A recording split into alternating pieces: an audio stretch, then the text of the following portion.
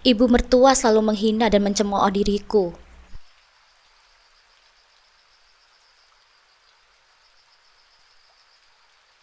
Assalamualaikum sahabat Bunda.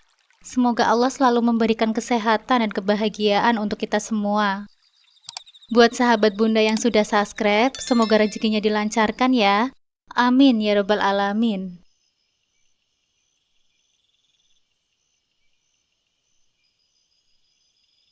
Pernikahanku bersama Mas Hamdan kini memasuki usia ke-5 tahun. Kami sudah dikaruniai seorang anak laki-laki bernama Rafa, yang kini sudah berumur 3 tahun. Oh iya, perkenalkan namaku Ratih.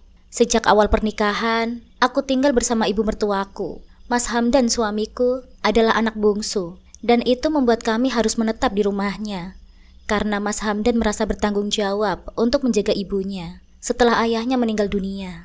Kakak Mas Hamdan, Mbak Anis, sudah menikah dan memiliki rumah sendiri. Meski jaraknya tidak terlalu jauh, dia sudah hampir 10 tahun menikah namun belum juga dikaruniai seorang anak. Karena ini, ia sangat iri kepadaku. Meskipun Mas Hamdan sangat menyayangiku dan Rafa, aku merasa kasih sayangnya yang besar ini telah memicu rasa cemburu di dalam hati ibu mertuaku. Dia sering menganggap aku sebagai penyebab berkurangnya perhatian Mas Hamdan kepada dirinya. Padahal, perasaan itu salah. Sejak pertama kali aku melangkah ke rumah ini, aku sudah memahami konsekuensi dari tinggal bersama mertua. Aku berusaha keras menjaga sikapku, menghindari hal-hal yang bisa memperburuk hubungan kami.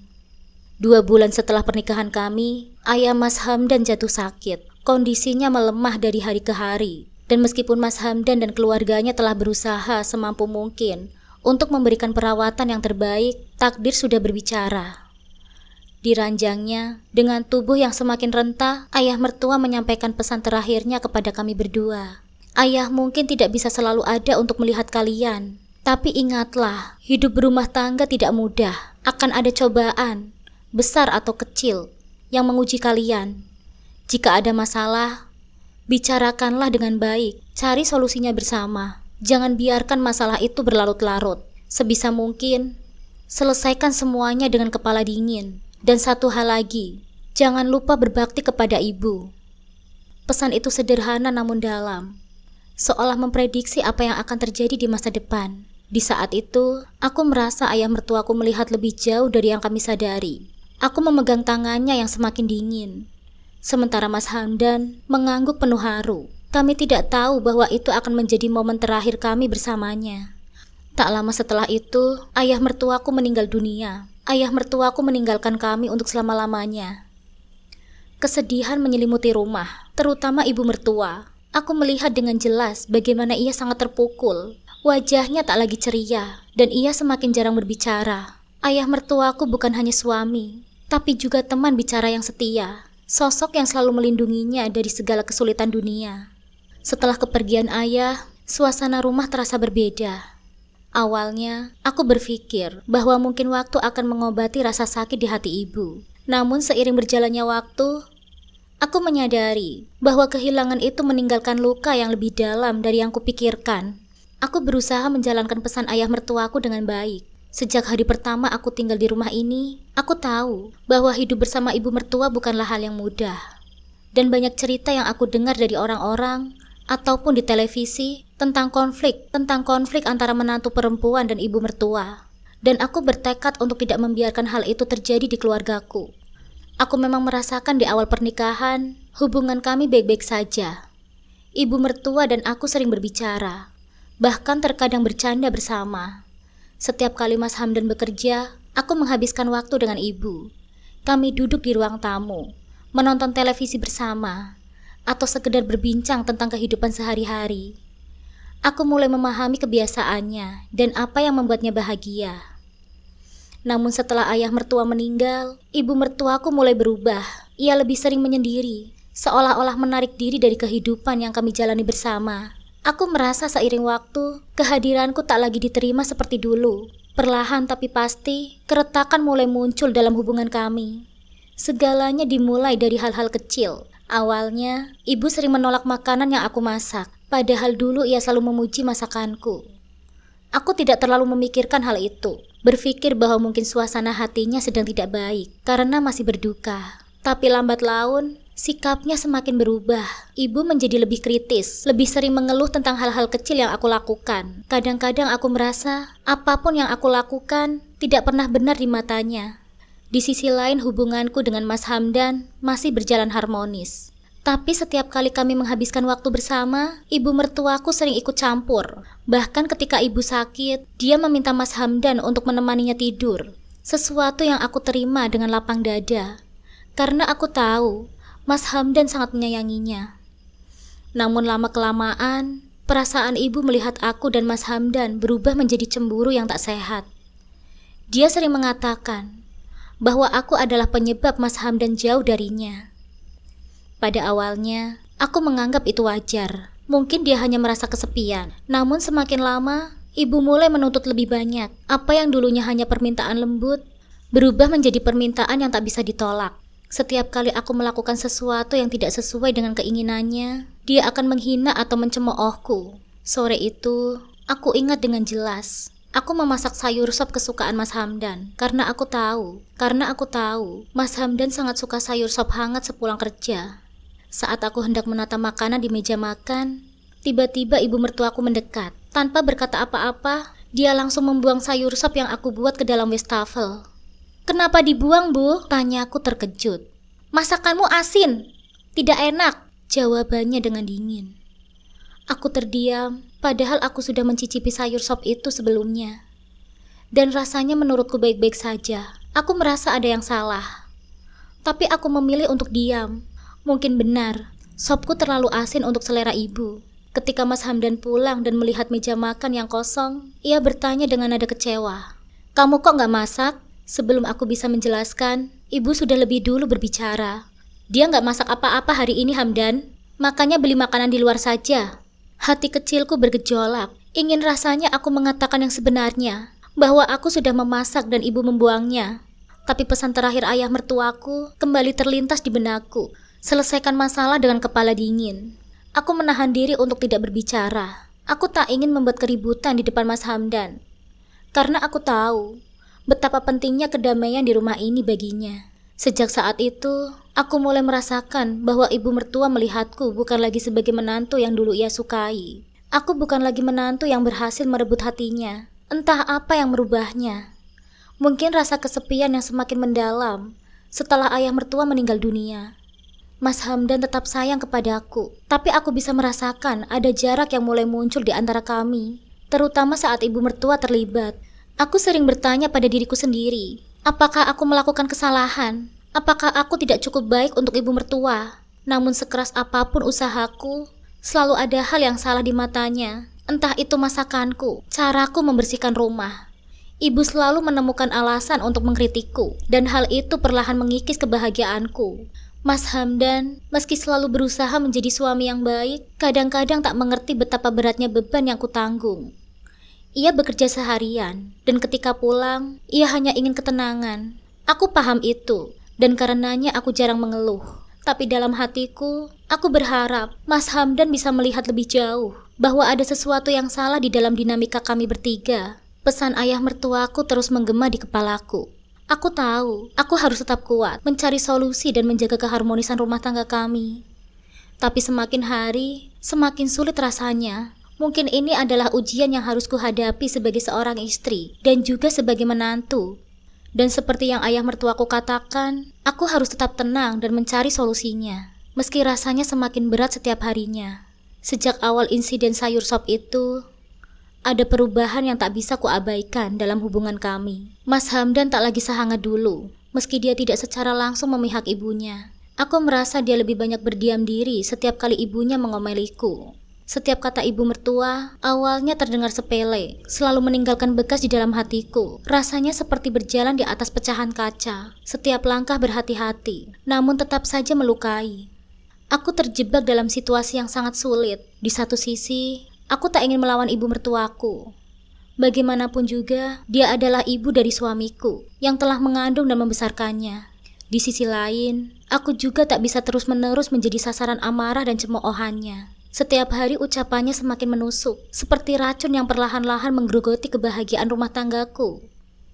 Setiap kali ada sesuatu yang tak sesuai dengan keinginannya, aku yang akan selalu disalahkan.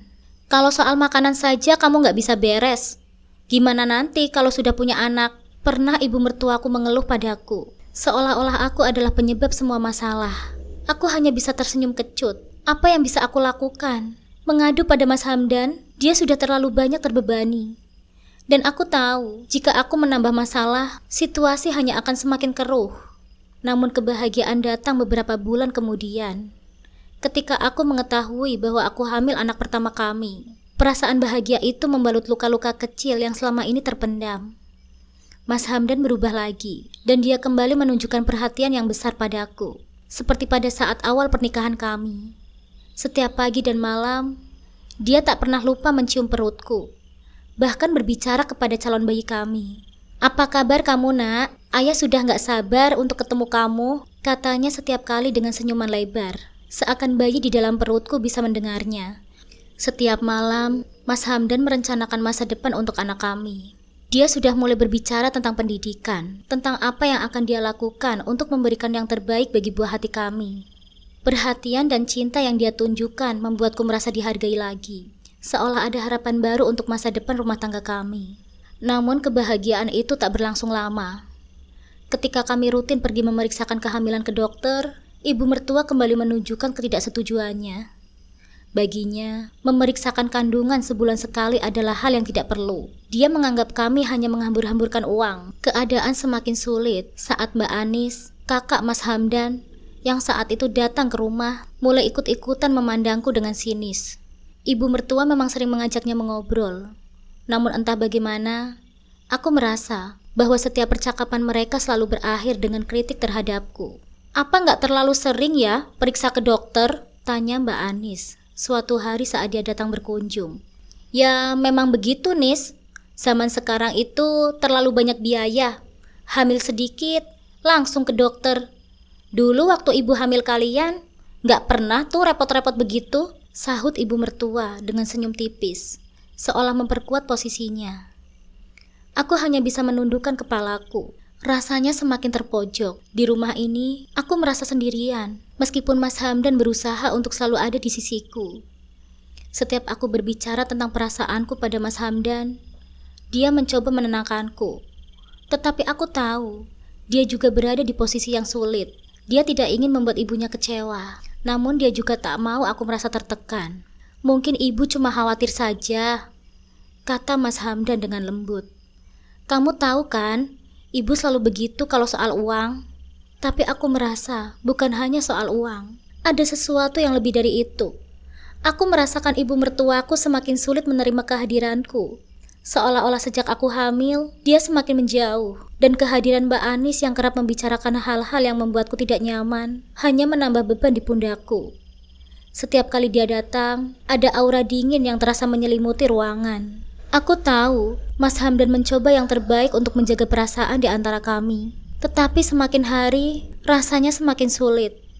Ibu mertua terus mencari-cari kesalahan. Sementara Mbak Anis seolah menjadi orang yang siap menambah bahan bakar ke api yang sudah menyala. Ketika aku melahirkan Rafa, anak pertama kami, dunia seolah penuh cahaya bagi Mas Hamdan.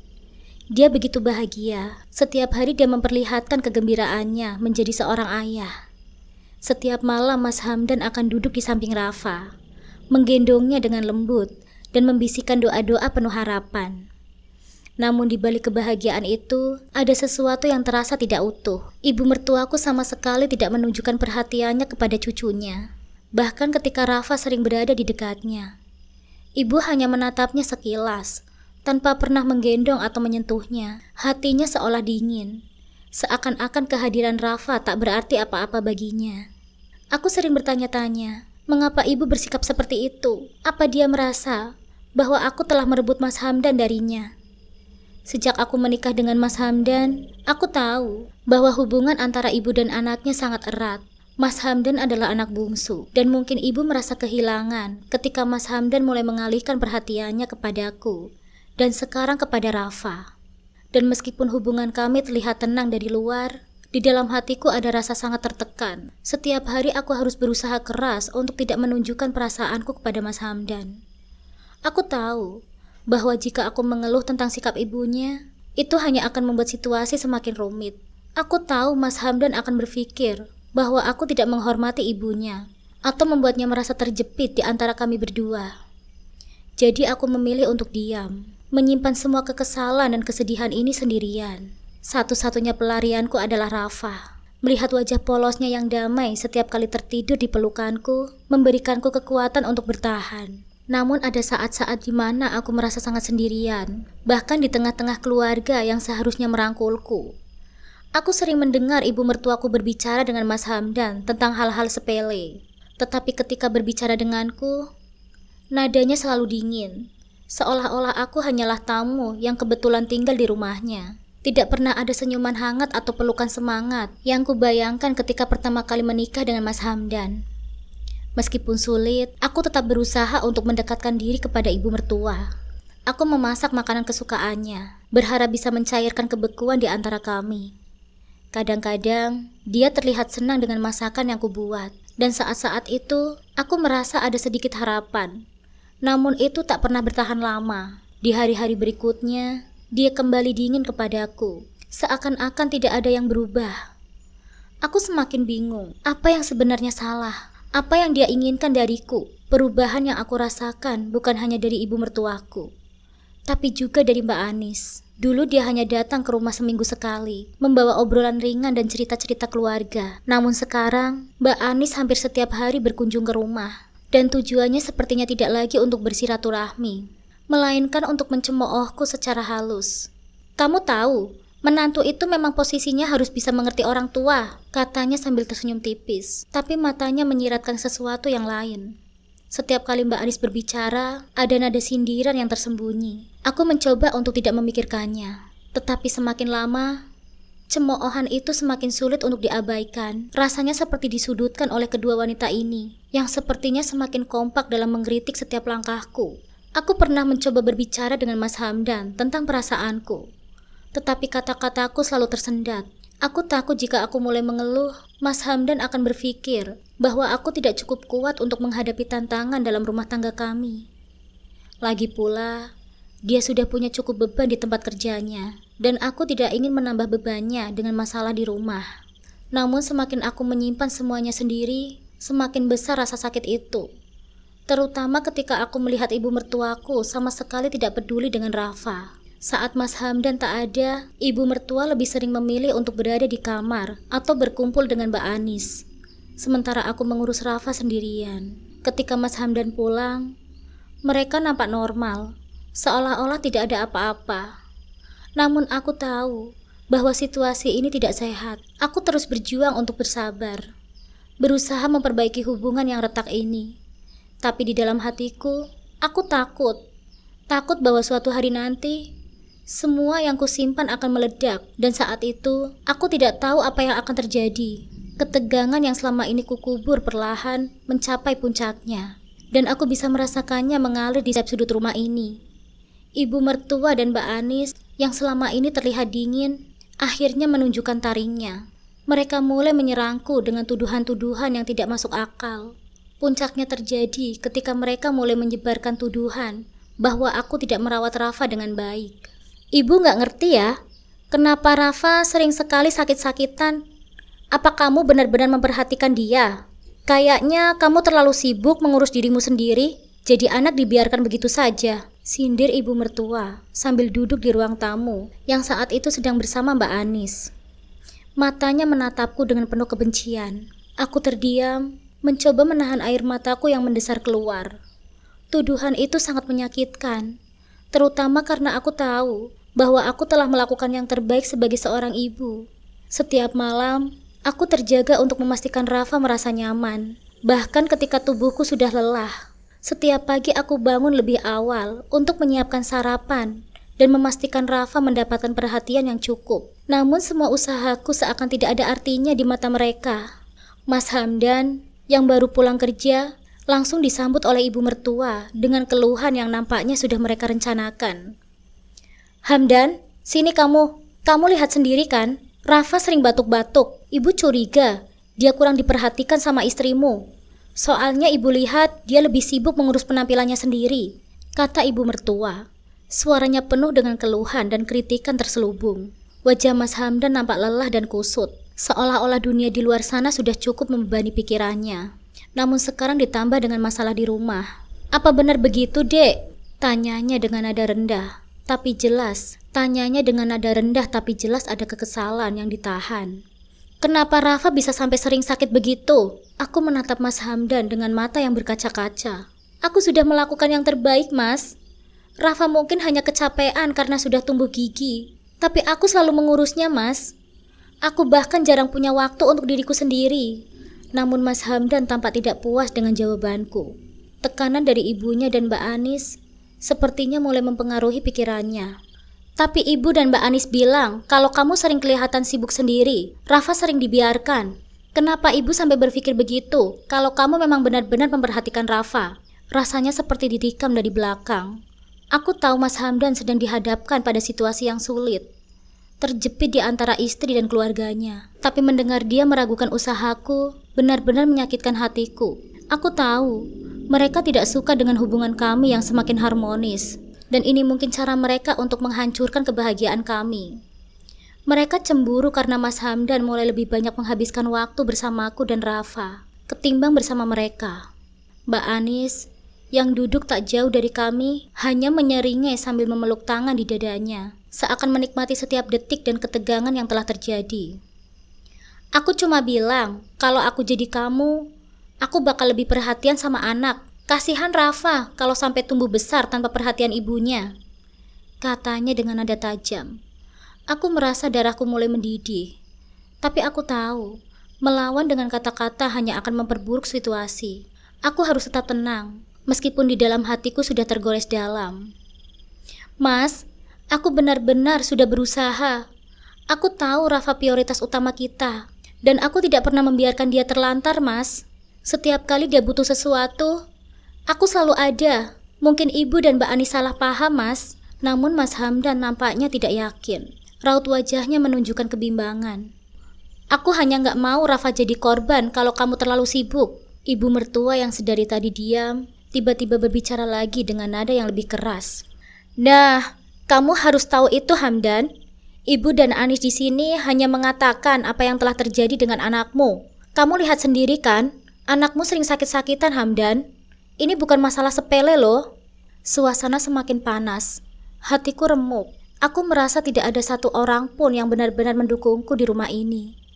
Aku berteriak, mengatakan bahwa mereka salah, bahwa aku adalah ibu yang baik, bahwa mereka hanya iri dan tidak bisa menerima kenyataan, bahwa Mas Hamdan hanya lebih banyak memperhatikan keluarganya sendiri sekarang. Tapi suaraku seakan tertahan di tenggorokanku. Setelah ibu selesai berbicara, Mas Hamdan bangkit berdiri. Wajahnya penuh emosi campur aduk. "Aku harap kamu bisa merawat Rafa dengan sebaik mungkin, Dek. Jangan sampai membuat aku kecewa," katanya sebelum meninggalkan ruang tamu. Aku hanya bisa memandangi punggungnya yang menghilang di balik pintu kamar. Air mata akhirnya tumpah, mengalir deras di pipiku. Ketidakadilan ini sungguh menyiksaku, tetapi aku tidak tahu lagi harus bagaimana. Perasaan terjebak semakin mencekik, dan aku merasa seolah-olah berada di rumah yang penuh dengan musuh. Malam itu, setelah Mas Hamdan tertidur, aku duduk di samping Rafa yang terlelap dalam dekapan selimut.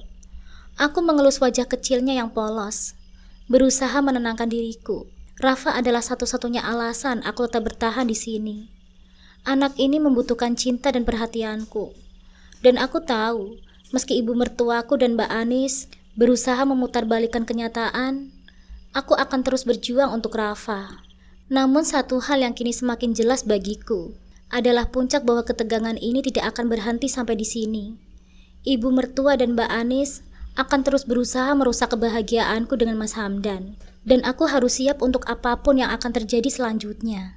Karena puncak ketegangan ini bisa saja menjadi awal dari sesuatu yang lebih besar dan lebih sulit untuk dihadapi. Namun titik balik akhirnya tiba. Suatu malam yang dingin, ketika hujan deras mengguyur kota, aku mendengar suara samar dari kamar ibu mertuaku. Kuperhatikan bahwa dia batuk-batuk, dan saat aku mendekat, aku melihat wajahnya yang nampak pucat dan lemah. Ketika aku memanggil namanya, dia tidak menjawab, membuatku semakin khawatir. "Bu, apa ibu baik-baik saja?" tanyaku. Berusaha tetap tenang meski hatiku berdebar kencang. Melihatnya terbaring di tempat tidur dengan nafas yang tersengal-sengal, aku segera menghubungi Mas Hamdan. Ketika Mas Hamdan tiba, kami langsung membawanya ke rumah sakit. Dokter memeriksa dan mendiagnosisnya dengan penyakit yang cukup serius. Ibu harus dirawat intensif selama beberapa hari ke depan. Saat menunggu di ruang tunggu, perasaanku campur aduk antara khawatir dan bingung. Selama ini hubungan kami penuh dengan ketegangan, dan kini dia terbaring lemah, bergantung padaku yang merawatnya. Selama masa perawatan itu, aku memilih untuk menemani ibu mertuaku di rumah sakit. Meski kami sering berkonflik, melihatnya terbaring lemah di ranjang membuat hatiku tergerak. Setiap kali dia terbangun, aku ada di sampingnya, menyiapkan minuman dan memberikan semangat agar dia cepat pulih. Tanpa mengeluh, aku mencoba memberikan yang terbaik, karena aku tahu betapa pentingnya perawatan dan kasih sayang di saat-saat seperti ini. Mas Hamdan sering datang, dan saat melihatku merawat ibunya dengan penuh perhatian, aku bisa merasakan cahaya harapan di matanya. Dia mulai menyadari usahaku yang selama ini mungkin terabaikan. Setiap kali dia berdiri di sampingku, matanya menunjukkan keraguan yang perlahan-lahan memudar. Setelah beberapa hari ketika ibu mertua mulai pulih, ada kelegaan di ruang itu. Dia mulai melunak, perlahan-lahan membuka diri. Saat dia duduk di ranjang rumah sakit, aku menyodorkan air dan mengusap keningnya yang berkeringat. Ibu menatapku dengan mata yang aneh, tapi kali ini ada sesuatu yang berbeda. "Ratih, maafkan ibu ya," katanya dengan lirih. Suaranya hampir tak terdengar. "Ibu tahu, ibu sudah bersikap salah. Ibu terlalu keras padamu dan tidak melihat usaha yang kamu lakukan untuk keluarga kita, terutama untuk Rafa. Ibu menyesal, Ratih." Kata-kata itu adalah hal yang selama ini aku tunggu. Air mataku menggenang di mataku, tapi kali ini bukan karena kesedihan, melainkan karena harapan. "Tidak apa-apa, Bu. Aku hanya ingin yang terbaik untuk keluarga kita," jawabku dengan tulus, berusaha menahan rasa haru. Sejak saat itu, aku merasakan ada perubahan signifikan dengan sikapnya. Ibu mulai lebih sering berbicara padaku dengan nada yang lebih lembut. Dia mulai bertanya tentang Rafa, menanyakan bagaimana perkembangan cucunya. Bahkan untuk pertama kalinya, aku melihatnya tersenyum saat menggendong Rafa di pangkuannya. Perubahan sikap ibu mertuaku tak hanya terasa di antara kami, tetapi juga di hadapan Mas Hamdan. Dia mulai merasa lebih nyaman dengan hubungan kami. Mas Hamdan melihat ibunya menerima aku dan Rafa dengan penuh kasih sayang, dan itu mengurangi beban yang selama ini menghimpit hati kami berdua. Suasana rumah kini terasa berbeda. Tawa dan kebahagiaan mulai menghiasi rumah kami, menggantikan ketegangan yang pernah ada. Kami belajar bahwa kasih sayang bisa tumbuh meskipun dalam keadaan yang sulit sekalipun. Dan aku bersyukur telah melewati masa-masa itu dengan penuh keteguhan. Hari-hari setelahnya diisi dengan lebih banyak momen berharga bersama keluarga. Ibu mertua dan Mas Hamdan mulai mendukungku dalam merawat Rafa. Dan setiap hari aku merasakan kehangatan baru dalam rumah tangga kami. Titik balik ini menjadi langkah awal untuk membangun kembali hubungan yang lebih kuat dan lebih harmonis, serta menumbuhkan rasa saling menghargai dan memahami di antara kami. Kini, kami menjalani kehidupan yang lebih bahagia. Setiap hari terasa lebih cerah dan penuh harapan. Kami sering menghabiskan waktu bersama di dapur, mencoba resep baru atau hanya sekedar berbagi cerita. Ibu mulai membagikan tips masakan yang ia pelajari dari pengalaman hidupnya, dan aku dengan senang hati mendengarkannya. Rafa tumbuh dengan penuh cinta dari kedua orang tuanya dan neneknya. Setiap kali aku melihat mereka berinteraksi, hatiku dipenuhi dengan kebahagiaan. Ibu mertua dengan penuh kasih sayang menggendong Rafa, menggoyangkan tubuhnya sambil menyanyikan lagu-lagu yang pernah dinyanyikan untuk Mas Hamdan. Suara lembutnya membuat Rafa tertidur pulas, dan itu membuatku merasa tenang. Malam-malam di rumah kami kini diisi dengan tawa dan kebahagiaan. Mas Hamdan sering mengajak kami bermain permainan keluarga, dan kami akan duduk bersama di ruang tamu, menciptakan momen-momen berharga yang akan kami kenang selamanya. Ibu mertuaku dan aku saling bersaing dalam permainan, saling menggoda satu sama lain, sementara Rafa tertawa ceria melihat kami. Namun perjalanan hidup ini penuh dengan tantangan. Masih ada saat-saat ketika perbedaan pendapat muncul, terutama dalam hal cara merawat Rafa. Tetapi alih-alih saling menyalahkan, kami belajar untuk berdiskusi dengan baik. Pesan yang ditinggalkan oleh ayah mertuaku terus terngiang di benakku. Jika ada masalah, bicarakanlah dengan baik. Cari solusinya. Jangan biarkan masalah itu berlarut-larut. Suatu sore, saat duduk di teras, aku dan ibu mertuaku berbincang tentang masa lalu. Dia mulai membuka diri, menceritakan kisah hidupnya dan tantangan yang dia hadapi ketika membesarkan Mas Hamdan. Mendengarnya membuatku menyadari betapa sulitnya menjadi seorang ibu. Dan itu memberikan kami kedekatan emosional yang baru. Mungkin ini juga yang menjadi penyebab dulu ibu mertuaku tak mau kehilangan perhatian dan kasih sayang Mas Hamdan. Ratih, ibu ingin minta maaf sekali lagi atas semua yang pernah terjadi. Ibu sering menghinamu dan mencemoohmu, dan ibu ingin kamu tahu bahwa ibu sangat menyayangimu, katanya dengan tulus. Matanya berkaca-kaca. Bu, tidak ada yang perlu disesali. Aku berterima kasih atas semua yang telah ibu ajarkan. Aku merasa beruntung memiliki ibu dalam hidupku, jawabku dengan penuh rasa syukur. Rafa semakin tumbuh dewasa, dan kami berusaha memberikan pendidikan yang terbaik untuknya. Mas Hamdan dan aku mulai merencanakan untuk memasukkan Rafa ke taman kanak-kanak terdekat yang memiliki program pendidikan yang baik. Ibu mertua juga terlibat aktif dalam keputusan tersebut, memberikan masukan dan saran yang sangat berharga. Di tengah kesibukan sehari-hari, kami juga menemukan waktu untuk bersantai bersama. Kami mengadakan piknik kecil di taman, membawa bekal yang telah kami siapkan dari rumah. Melihat Rafa berlarian, bermain dengan riang gembira, membuat hatiku penuh kebanggaan. Rafa adalah anugerah yang terbesar bagi kita, ucap Mas Hamdan sambil memelukku. Aku mengangguk setuju, merasakan kedalaman cinta yang mengikat kami sebagai keluarga. Dengan saling mendukung, kami juga mendapati tantangan baru yang datang. Ibu mertua yang kini lebih sehat dan bahagia mulai mengambil inisiatif untuk terlibat dalam kegiatan di lingkungan sekitar. Dia bergabung dengan kelompok pengajian dan sering mengundang teman-temannya ke rumah. Aku pun merasa senang melihatnya lebih aktif dan bersosialisasi, menemukan kembali kebahagiaannya setelah masa-masa sulit itu. Hari demi hari berlalu, dan kami menyadari bahwa dengan kesabaran dan cinta, segala masalah bisa diatasi. Setiap konflik yang kami hadapi menjadi pelajaran yang berharga yang memperkuat ikatan kami. Kami belajar untuk saling menghargai, berkomunikasi dengan baik, dan mendukung satu sama lain. Tidak hanya sebagai keluarga, tetapi juga sebagai teman.